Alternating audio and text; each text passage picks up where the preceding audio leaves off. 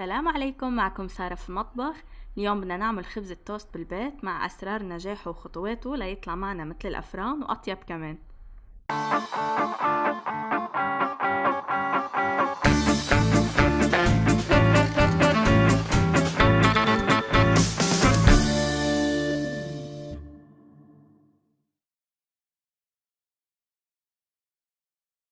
بنبدأ ب4 ملاعق كبار سكر، هيدي الكمية بتكفي لعمل قالبين توست.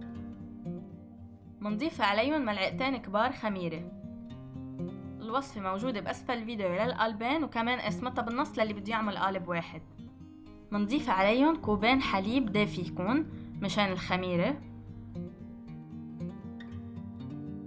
منحرك شوي حتى تذوب الخميرة، ولازم الحليب يكون دافي، لا سخن كتير ولا بارد كتير، يعني نحط اصبعنا فيه نتحمل وما نتوجع مشان تتفاعل معنا الخميرة. منغطي على الوعاء ومنتركه 10 دقايق، لازم يظهر عنا فقاعات او رغوة على الوجه. بعد مرور 10 دقايق لازم يطلع عنا الفقاعات على الوجه او اي تفاعلات رغوة يبين في عنا تفاعلات على الوجه. اذا ما بين اي شي وضل الحليب مثل ما هو مع الخميرة والسكر، يعني الخميرة عنا ما عم تشتغل، ما فينا نكمل العجينة فيها، بدنا نغير الخميرة. منضيف 5 كوب دقيق او طحين او 650 جرام من الطحين بالتدريج على الخليط اللي عملناه قبل. نص ملعقة كبيرة ملح، وملعقة كبيرة سكر، هيدي غير سكر عن اللي حطيناه مع الخميرة. بنحط هونيك 4 ملاعق وبنرجع منضيف هون ملعقة كبيرة. منضلنا عم نضيف بالتدريج ومنخلط، ومنضيف مع الطحين 7 ملاعق كبار زيت نباتي، ومنضلنا عم نخلط لحتى يبلش يلزق معنا القوام. منصير هون بدنا نقلبه على رخامة أو سطح نضيف. على السطح اللي حنعجن عليه منرش شوية طحين وبنقلب العجينة عليه. أبدا ما نخاف إذا العجينة معنا بتلزق، تنحل معنا بالعجن، بقينا نرش عليها شوية طحين وما نكتر. منبلش نعجن لمدة 10 دقايق، ومدة العجن أساسية، ما منزيد طحين إلا بس يبلش يلزق عنا، منزيد شوية طحين ومنكمل عجن. وطريقة العجن بتكون بالشكل التالي، بدنا نمدها لقدام ونرجع لعنا.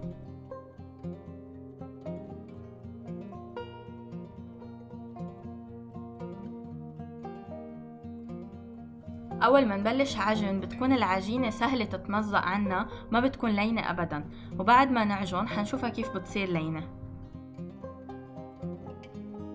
منضلنا مكملين حتى تصير العجينة عنا ما بتتخزق بسهولة وبتكون لينة.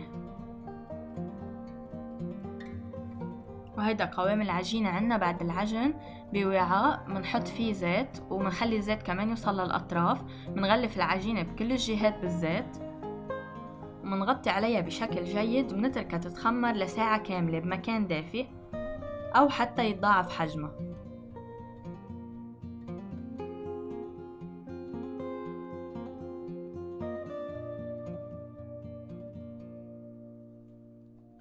وهيدي العجينة بعد ما تخمرت عنا لساعة كاملة وتضاعف حجمها، وهلأ صارت جاهزة لأن نبلش نشكلها. بالوصفة هون للتوست حنرجع نخمر العجينة كمان مرة تانية، فما في داعي انها كتير تتخمر بشكل كبير، حنرجع نخمرها بس نحط بالقوالب. منفرغ الهواء منها وبنقلبها على السطح نضيف لنبلش نشكل. لأنه العجينة مزيتة بدنا نحط عليها شوية طحين، نرجع نعجنها شوية صغيرة وبدنا نقسمها قسمين.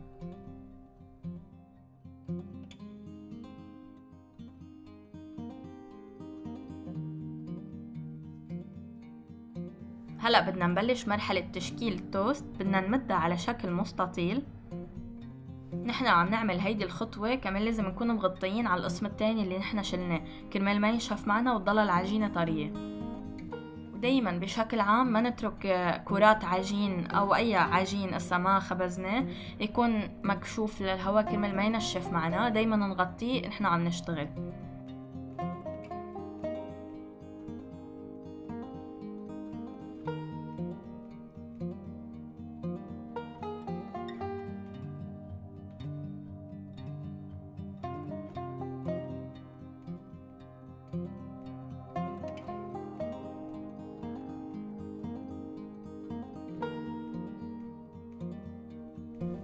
بس نحصل على الشكل المستطيل بدنا نطوي الأطراف من اليمين ومن الشمال. وأهم نقطة عنا بالتوست إنه نحن بدنا نسكر كل الأطراف ونفرغ الهواء مثل ما هلأ عم بعمل بإيدي كرمال يطلع أي هواء موجود، وبعدين بس ينخبز التوست ما يكون فيه هول الفراغات الهواء الكبيرة.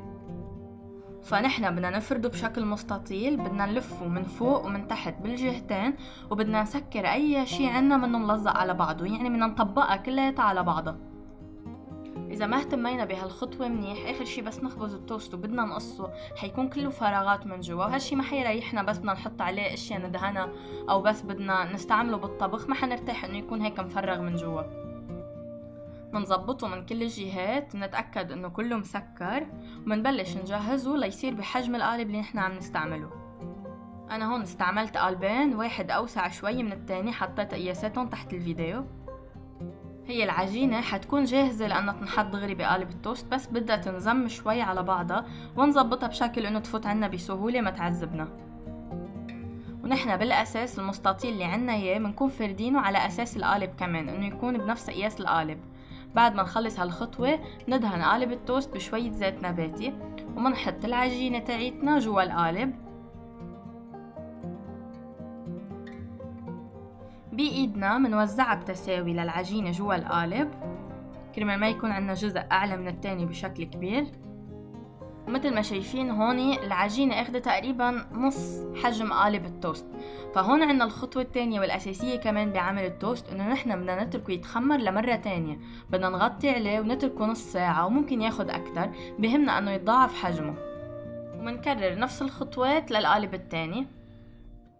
يمكن يبينوا الخطوات كتار، بس هو الواحد مجرد ما تمكن منهم بتكون كتير بسيطة. المهم الخطوات تكون واضحة قدامنا.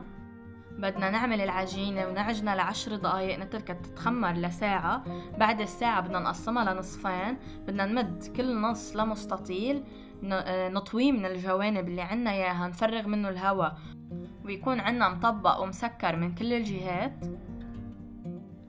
بعد ما نتأكد انه تشكل عنا بشكل صح، بندهن القالب اللي بنحط فيه التوست، ندهنه بزيت نباتي ومنحط العجينة فيه ومنشكلها بشكل صح، منمسدها بإيدينا لتتوزع بشكل متساوي. وهيدي هي كل الخطوة. هون بنوصل لآخر خطوة عنا إياها، إنه بدنا نخمره مرة تانية. مدة التخمير التانية ممكن تكون أكتر من نص ساعة، ما ضروري نص ساعة، الشغلة عن النظر. نحن بدنا الحجم يتضاعف ويبلش يبين عنا عجينة التوست طالعة شوي من القالب.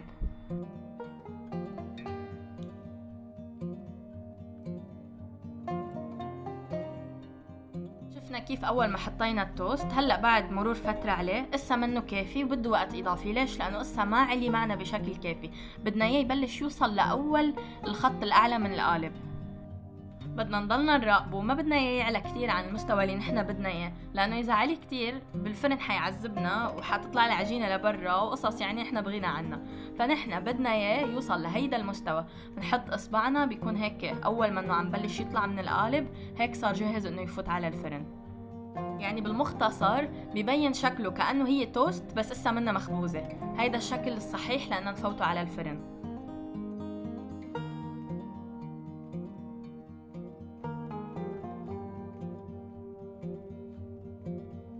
ندهن الوجه وفينا شوي الأطراف بزيت نباتي، ومنحمل الفرن عنا. ضروري يتحمل فرن لأنه ما لازم نفوته على فرن بارد، حتضلت على العجينة عنا وحيصير شكل غير اللي نحن بدنا اياه. الفرن على حرارة 180، الرف الأوسط أو الأعلى بدرجة واحدة، النار من الأسفل فقط. بياخد معنا بين 20 و 30 دقيقة، أنا أخذ معي 25 دقيقة، كرمال هيك لازم نراقبه بشكل مستمر. منشيل التوست من القالب مباشرة كرمال ما يضل محتبس البخار من تحت ويصير عنا متاشش شوي من تحت. هيدا التوست عنا اخد لون من كل الجهات، مثل ما شايفين على القد، يعني ما بيحمل اكتر، وجاي وقته مناسب جدا، متحمر من كل الجهات. نحن منشوف بالفرن بس بلش ياخد لون من الاعلى، فهون دليل انه بلش يجهز. كرمال هيك لازم ناخد بالنا من الحرارة ما تكون عالية كتير، ونعليه رف واحد عن الرف الوسطاني كرمال ما يتأذى عنا التوست.